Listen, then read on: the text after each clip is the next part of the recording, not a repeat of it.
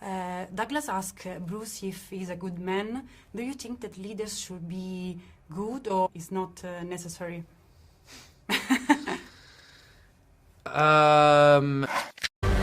Potete combattere per Dio! Per il paese! Per la famiglia! Non mi interessa!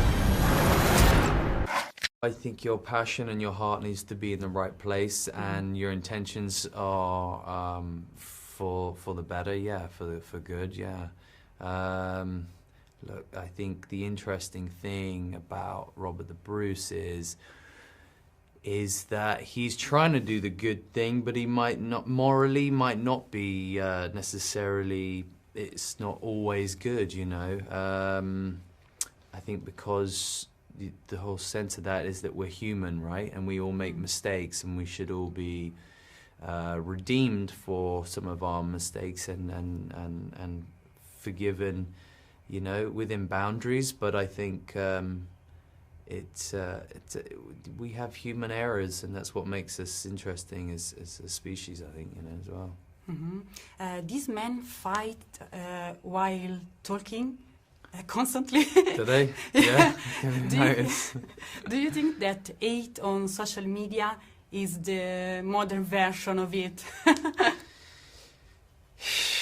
Yeah, I suppose you could see some sort of analogy or sort of metaphor for a battle scene. Could be definitely an ongoing Twitter feed between some people, you know, politicians and journalists and what have you. I think, you know, it's pretty bizarre times that we're living in, to sort of see how social media has taken over such an open discussion throughout. But then there's good and there's cons and you know, pros and cons for all of that. I think, you know, it's definitely a worldwide discussion, which is good in some respects, and an awareness for a lot of people. And then there is a fear of it too. You know, it's a bizarre platform that you know.